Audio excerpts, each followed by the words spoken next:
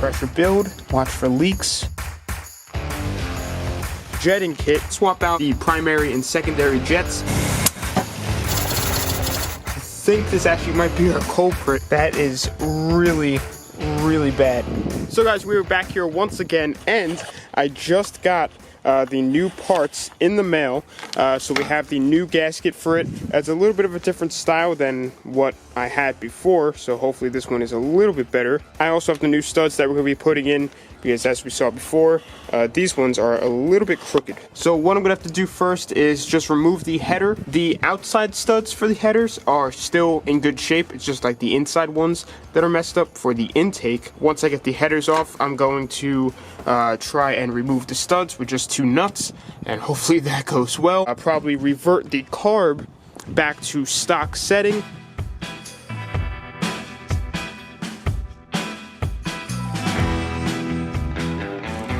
Alright guys, so the intake is off, and I'm going to try and show you that lighting right now is whack. But I think what really screwed us up with the intakes is that remaining paint that was, you know, around the intake hole. What I'm going to do is clean this off much better. I don't know why I didn't take that off in the first place. Maybe I just forgot or something. But I'm going to clean it down to, you know, bare metal, how like that is all up there. This was the side that we saw originally, saw how it was going through, but on the other side there were also some breaches as well. Definitely not a good seal.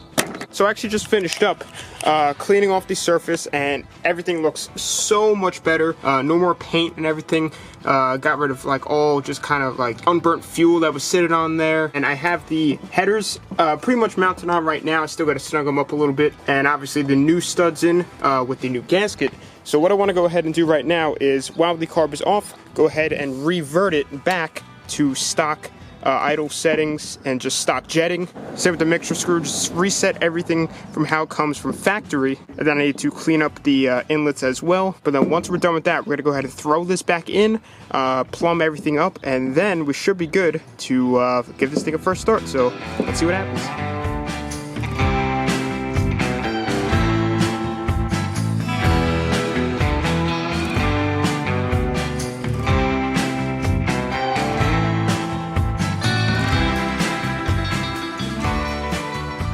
So the carb is all ready to go back into the car. So what I'm actually going to do a little bit differently when it comes to mounting this is I made little step washers, and it's basically just like cut in half washers, because the thickness of the header is actually thicker than the intake itself, and the OEM spacer things, or whatever you want to call this is all I had on there before with the bolt, and it was a little bit on an angle, so that could also relate to why it didn't seal good. So doing those step washers will help make the surface for when the nut comes down and clamps down on both the header and the intake way more even, if that's even correct grammar. Evener, that's not right either. It's just gonna make it more even. So we're gonna give this a shot and we'll see what happens.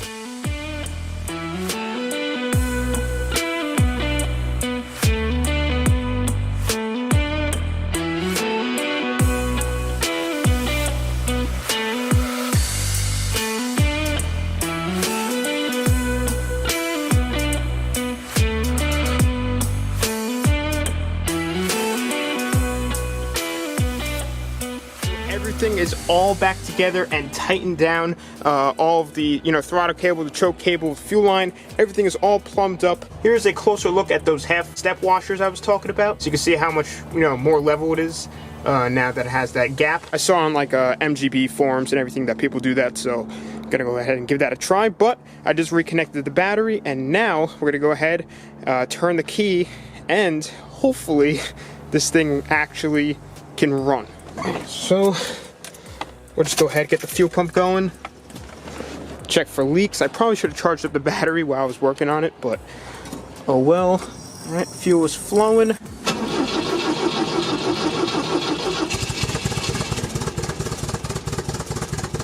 So the throttle will only run when it is in this certain position, and it's not like the idle is too low.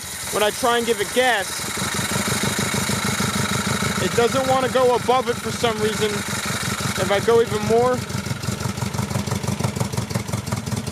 it to start flooding out. I'm checking for air leaks again, but there is nothing this time. It's not changing how it's running at all. So I mean, I guess that's a good thing, but now it just doesn't want to run right.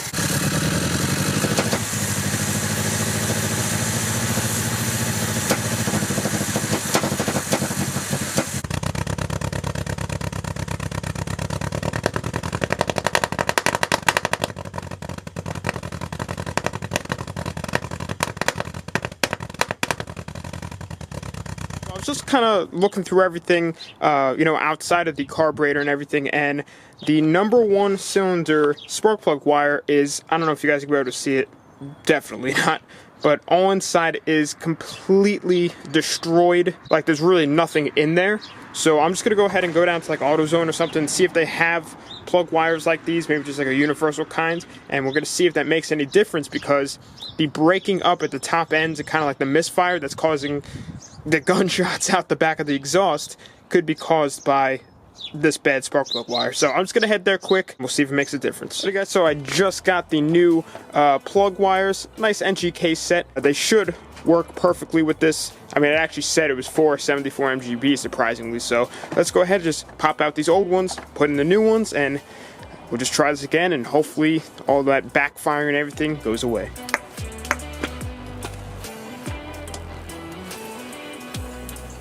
Alright, new wires are all popped in. The firing order is 1, 3, 4, and 2. The distributor might have shimmied a little bit when I pulled out one of the plugs, so I might have to retime it. But let's just see if there's any difference first.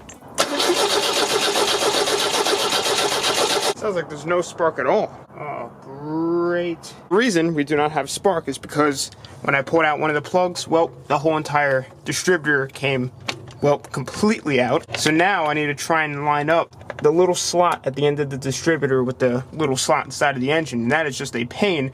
And then we're definitely gonna have to retime this. So I'm just gonna go ahead and try and get this in there, because not being cooperative, and I'll catch you guys back hopefully once this thing will be hopefully ready to fire up.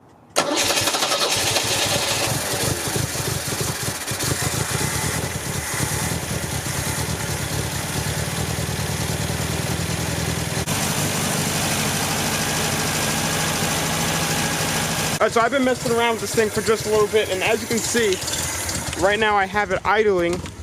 I mean, it's very low, it's at like 500, but I'll show you that I can actually rev it up somewhat. Alright, so it's revving up, but the problem I'm having now is that once I start to try and give it more gas, you'll see as I go more in the... That's what happens. So, but it'll come right down back to idle. It's not smoking out the back or anything like it's running too rich or something. Doesn't really smell like fuel too bad. So what I think I'm gonna do is I'm gonna cut it off for now, and I'm gonna see what the plugs are telling me. Slowly but surely, we are getting there. I mean, right now it's the best it's ever ran. If we could just get past that point where it just starts breaking up and misfiring at high range, then that would be really, really good. But it is much, much better now that we have the fresh plug wires in there. So I think I'll just pull cylinder number 1 and see what it says. So that is saying that it's running rich, but now I also wonder if that is from how it was running before, because before it was very rich, and that's where all that black sediment inside of the carb came from. But here's a closer look. Obviously, that is not very good. I'm just going to go ahead and pull another cylinder and see if it's saying the same thing, because maybe the spark plugs are just fouled and that's why it's breaking up at high end. So it's saying pretty much the exact same thing. I think best bet would be just putting a fresh set of plugs in there, and then we could get an accurate reading on what this carburetor needs for adjustments to make this engine happy.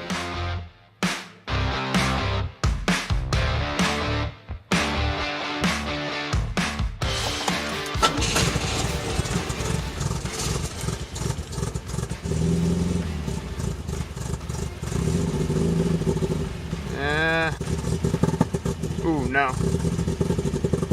No, no, no. Nope. So I'm just gonna let it run just for a little bit, not too long, because I don't want to foul out these plugs if it is too rich, and then I'll read the plugs and basically see what it's saying. So I just pulled cylinder number 1, and this is after like 2 minutes of running, and you can see how it's already getting that black fuel color. So I think it's definitely running too rich, but these are the smallest jets that I have, so maybe I could get bigger air correctors, which I have already, and throw them in. Since nothing seems to be working that I'm trying off camera, is I'm going to take off the top of the carburetor once again. I already pulled off the fuel line, as you can see, and I got the choke linkage out from its little slot. So I'm going to pull that off, and I'm going to put bigger air correctors in there and just verify that I have the smallest jets in there, the main jets in there possible. I also have the smallest idle jets in there possible. So we're going to try and lean this thing up.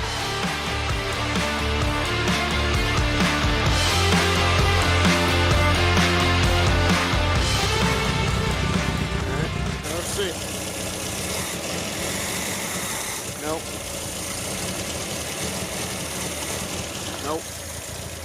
Alrighty guys, so we were back here like several days later from the last clip, and that is because I actually ended up ordering some parts for this thing just because I was not getting any luck with anything with the plug wires, with rejetting. So I just really was like, you know what, I think I have to go lower on the carb jets, and that's exactly what I did. So I bought a 25 jet, a 20 jet, and a 130 jet just in case, but the lowest I had before was a 135, and that was for the primary, and a 140 for the secondary. So right now I put a 125 in the primary and a 120 in the secondary, and I didn't bother recording it just because I honestly didn't have any faith. But I fired it up and it is running very, very smooth, idling very nice. But when I went to rev it, it would have a dead spot at like 2,500 RPMs, just like all the times before, but it was getting slightly better. Everything below there was very nice. I went to start it up just when I was toying around, and I was touching some stuff over by the distributor, and it wasn't starting. So I was like, okay. So I sprayed some starter fluid in there, and it didn't start again, so I was like, all right, there's no spark. So I took off the distributor cap and just kind of cleaned everything up, and there was 2 points, and there was like some like build up between each of the points. So what I did is I took the sandpaper right here and basically just cleaned it up, and well, let me show you what happened. All right, so right now I'm gonna fire it up, and I'm gonna show you. I'm not even gonna put my foot on the gas. It fires right up. It is idling just so smooth, and up here at the engine it is just sounds perfect. So I'm gonna let this thing warm up for just a tad, because I did let it cool down a bit, but as you can see I was running it before. But I'll show you guys what happens. I actually might have to raise the idle a little bit, but it'll sit here and idle all day. But I'll show you guys what happens when I give her some gas.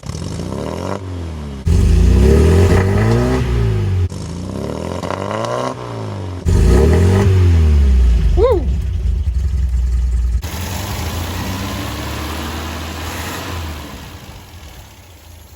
This thing sounds amazing. So as you just saw, I don't want to rev it up too much because, I mean, free revving an engine without any load on it is actually very bad for it.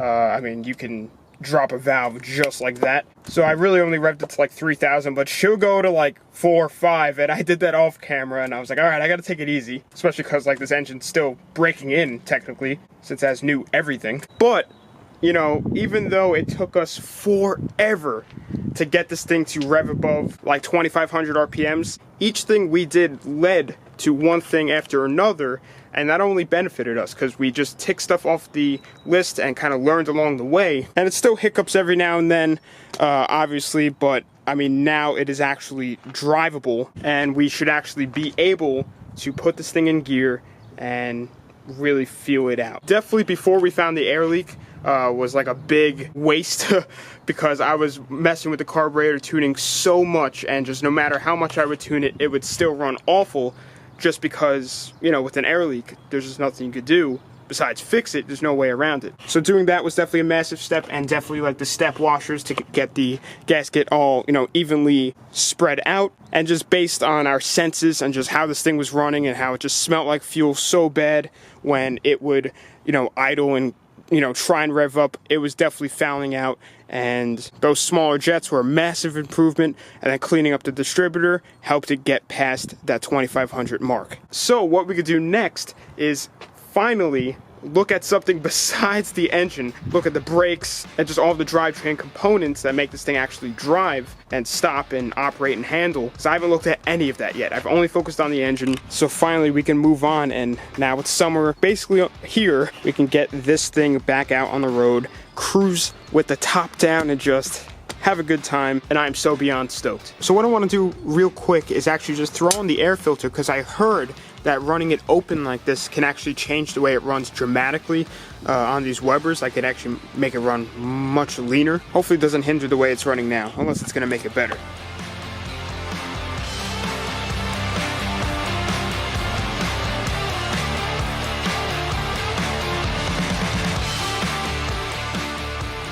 Alright, the air filter is now on, and let's see if it runs any difference. I wouldn't think it would, but everything I've seen online is saying that it actually can make a huge difference, so I'm actually pretty curious. It's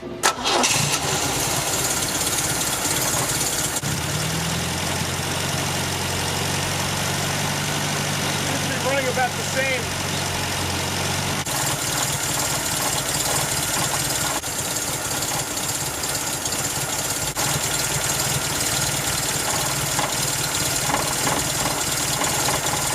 Got a little nervous. I thought that was rod knock. That noise.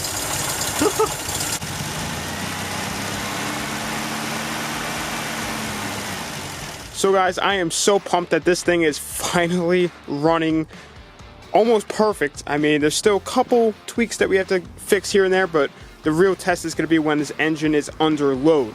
Now, free revving it doesn't really mean anything. I mean, from where we were, you know, what we were able to do free revving to now what we're able to do, it is 1,000 times better. But once it's under load, that's the true test right there. So next up, what we need to do is look at these brakes and basically everything that makes this thing safe on the road. Take off the wheels and really take a look at all the steering and suspension components and make sure that when we go down the road on this thing, we won't crash into anything, or a wheel won't fall off, or we'll be able to stop.